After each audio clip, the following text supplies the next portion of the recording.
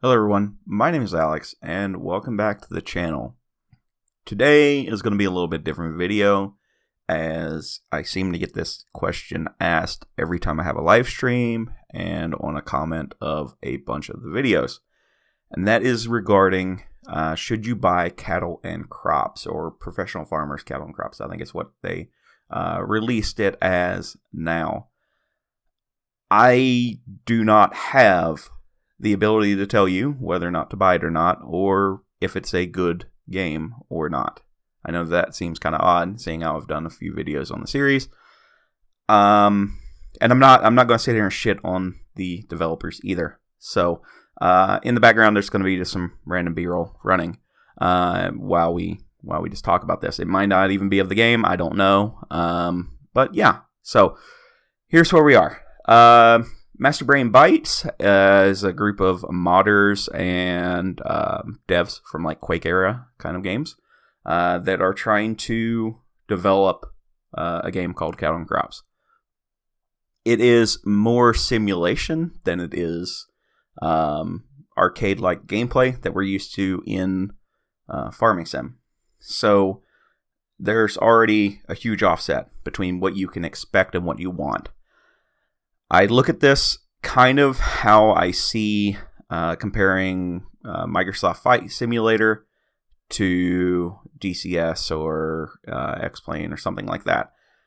You both get to drive tractors. You both get to cultivate fields and plow and plant and harvest and take care of, at least one type of animal. They're both the majority of German made.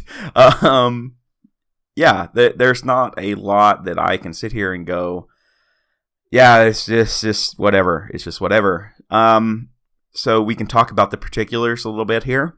The first one was what everybody hits on. The field terrain that is deformable in Cattle and Crops is very, very nice. It adds a layer of realism that I think is needed in a farming sim. But it's limited to the fields that are already selected. Now there is a map editor now that a person could go ahead and make a map. They can make Lone Oak Farm if they really, really wanted to. They could sit down and do something, right? I'm not a modder, so. Messing with XMLs is about as much as I want to get into it. While it does add that feeling of realism, the inability to plow in new fields, combine, alter, and everything else, to me is a detriment, right? So you're basically stuck in a region lock or a field lock or however you want to say. To a lot of people, this is not an issue. For me, it is, as I like to tinker and play around with everything. If you guys have watched any one of my videos, I am always just, messing with how the fields are shaped, making them more or less realistic, depending on how you want to look at things. Field smoothing is a big one. So, yeah. It is a very powerful tool that needs a little help, I think.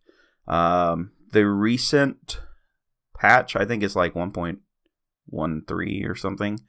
The performance on my PC is a Ryzen 5 3600X, sitting right above 4 gigs right now on the overclock with a 2060. With the graphics in full song, I run roughly 32 FPS on average. Performance was better in the patch before, so I'm sure it's something else. The visuals, I'm kind of hit and miss on. FS17 to me, it was in the Uncanny Valley kind of area with some of the mods, right? We get some stuff looking really, really nice. FS19 kind of goes a little bit too far with some of the saturation rates and the color palette that is on the engine. Shaders do help with this, but shaders also kill performance. And when you're trying to do episodes, roughly every day, having 60 FPS is very nice to have. So if I were to run shaders, it would be strictly on the standard size map. We wouldn't be playing UMRV or anything like that. It would have to be a very well optimized map as well. That said, I think that in cattle and crops, it is a dash between FS17 and FS19. It has areas that it looks amazing. Like when you're looking at grass, the grass, before you cut it, looks amazing. It looks like grass, I guess. The crops also, to me, look a little bit better. Crop movement in FS19 has come a long way. I believe that they move better to me in 19. Equipment, because the equipment selection is very low on cattle and crops, and we're not taking into account mods here, so just your standard equipment. The models chosen or the models that have been developed, because there's a strong line between what Giants creates and what they hire out. Some of the models are amazing, some of them are kind of in cattle and crops, each model feels believable for the period that they're in. The Mercedes tractors in particular feel very, I don't want to say used because they're not used, but they feel very real. I have a slight issue with the Colossus. They feel a little plasticky, and while some of the panels are FRP, they don't have that look to them, right? Like you can't really tell paint has covered something and looks that's worded wrong. So when you paint something, it covers up the base material, right? It's only when you have a clash between two different materials, like let's say we go from a steel panel to a fiberglass panel. If you were to shoot each one equally with paint, then yes, there would be a contrast.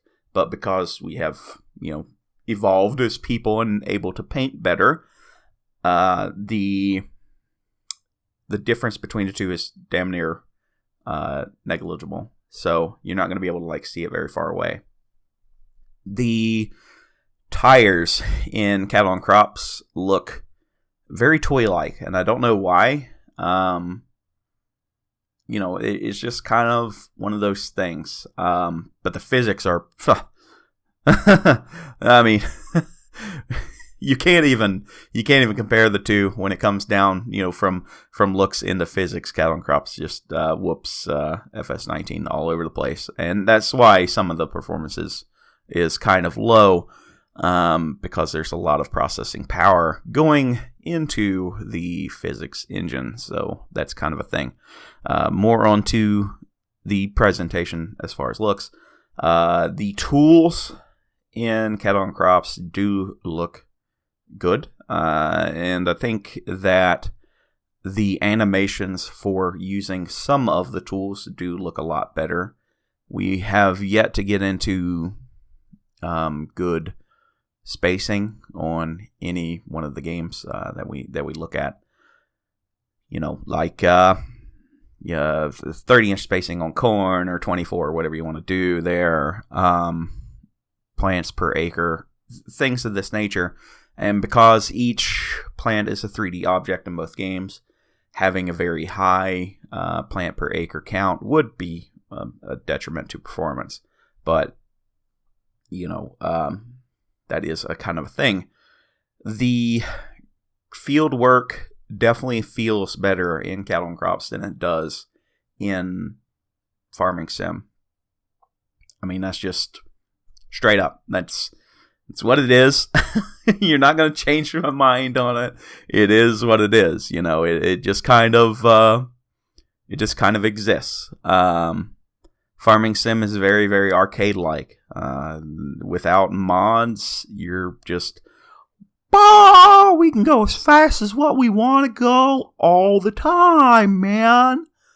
And cattle and crops, if the controls were more run in, and that's something we'll touch on, if they were more brought in, then the experience would be a lot better. There are just so many controls, Jesus. But, again, back to presentation on cattle and crops. The field work is definitely presented in a far better light. Things feel more real. Speeds are more accurate, which helps with presentation. The way everything interacts is better. Some of the animations are better. I'm not going to say all of them. Some need some polish. It is what it is. So that's basically the looks. Field work in itself. So this is going to mainly be gameplay. The field work in cattle and crops, as stated just a second ago, is far better. Just in most aspects, it's better. You take away some of the oddities, like how straw and grass is, laid out onto the ground, and even when it gets tedded and everything, and then windrowed, just the way that it works is better. You take away those aspects and add in the aspects of FS 19 and some of the mods, then yes, it's kind of here and there. The field destruction, let's say, in cattle and crops is a lot more real. Like, I can tell where I've been. I can try to follow the same tramway, which has an effect in the compaction of the ground when we start looking at the map in the game. And it shows us, do we need to do topsoil loosen, deep loosening? Do we need to do anything at all? Can we just plant in this, just things on top of things on top of things? There's so many things that you can do that it kind of, there's a very steep learning curve. And I think, not saying that we need to gatekeep or anything like that, as people in the ag industry. No, I want people to get into this how I got into it. I got into farming and manure pumping due to farming sim. I wouldn't have my job without it. So it's not my place to gatekeep at all. But there needs to be some direction in cattle and crops that can help you have a better understanding of what each one of these processes are without having to be an agronomist or have 20 years of experience or watch Gabe Brown's videos on soil management, on loop. These are things that need to be taught in a lot better. The current tutorials are fine for getting you up and going. Like, you can play the game with the tutorial. It's fine. You understand how to play the majority of the game. But when you start getting into simulation, this is my problem with farming sim as well. We need to start teaching people practices and, what is good for the ground, what's not good for the ground. Why is the industry moving in a certain way? These are important things that need to be somewhat accounted for. So, if you don't know what each one of these little, slides is and graphs and stuff, it's very difficult to get the best out of each one of your fields. And that's just, that's my opinion on that. I like simulators to be a tool to teach the next generation or people that don't have the real life connections that some of us were able to get. Farming is something that we started as the human society and we will end with. If we do not farm, we do not live within the foreseeable future. Okay? It's just, the two have to work together. And having games like this not teach you, you can teach, I plant in the spring, I wait around in the summer, and apply herbicides and pesticides and all the artificial stuff. But they never teach you hey, we have other products available, like, manure. There are different ways to do things, such as green agriculture or no-till, strip-till. These are products and practices that need to be, practiced in mediation and given more thought than they currently are in the commercial world. And while I understand that the majority of the games are funded or backed by, let's say, in this instance, Kloss has allowed us to use their equipment, we have to pump up and say, this is the way. Commercial farming in this way is the way. I wish we could get kind of a good intermediate there. But back to gameplay. That was another triad. The controls are... There's a lot of buttons. There are a lot of buttons. And you're going to have to learn them all. I've remapped and mapped my controller to try to get things to feel correct. The ability to raise and lower tools, to where you think they should be, like a couple of mods on the FS19 is amazing. I love it. It's more realistic, but the way that you control them with the little cross and the dots for operating like a front loader and stuff, it doesn't feel right. It doesn't feel good to use. You don't get a good feeling. It's always, oh man, oh, this sucks.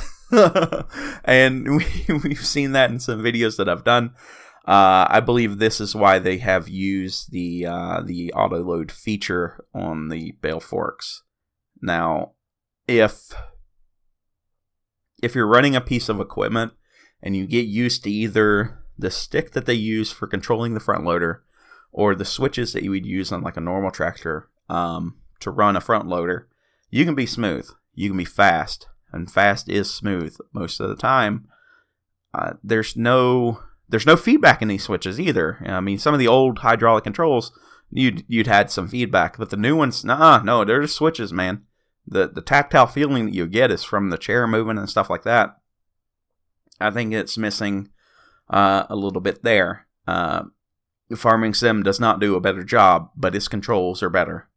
I think the weight of everything feels better in cattle and crops compared. But control-wise, FS has it down.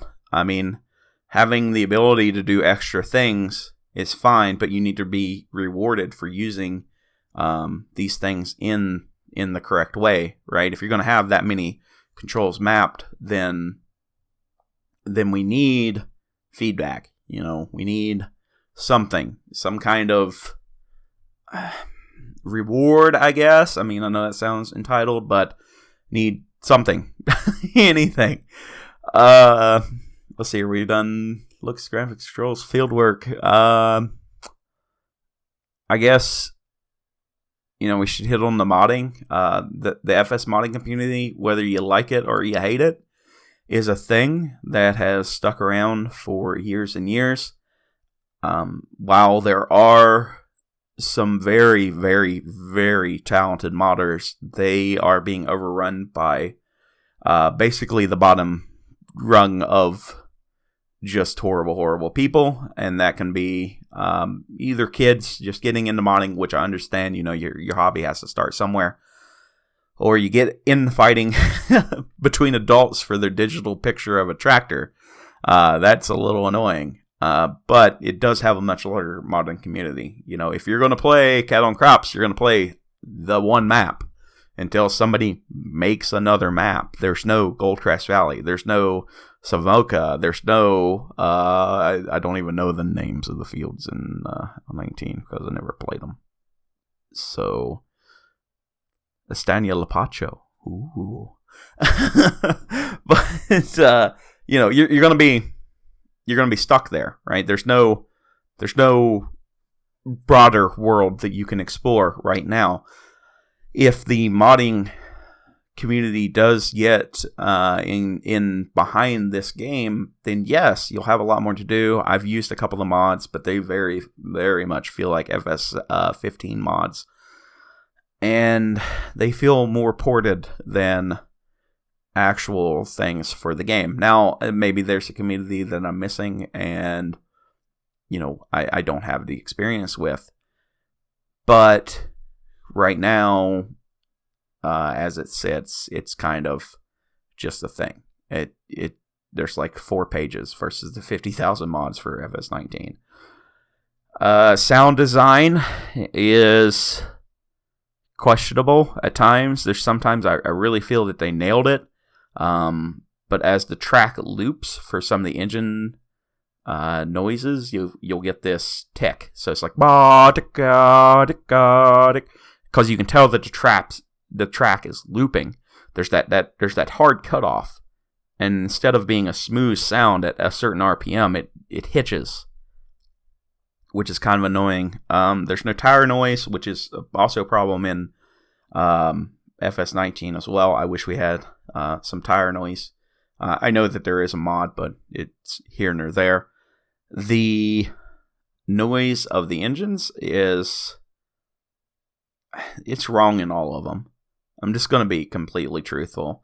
There are some mods that nail it, like some of the 8.1 engine mods, or engine sounds on some of the tractor mods in FS19 have nailed it. They nailed that noise. They've got it down. It's good. Sometimes a little bit too loud, and you gotta turn it down. You gotta go to the XML. You gotta pull that volume back, man. I should have to turn you up, not turn you down. There's that going on. Hydraulic noises, unless I've got the volume turned all the way down and I can't hear it, I've never heard them in cattle and crops. Could be just me though.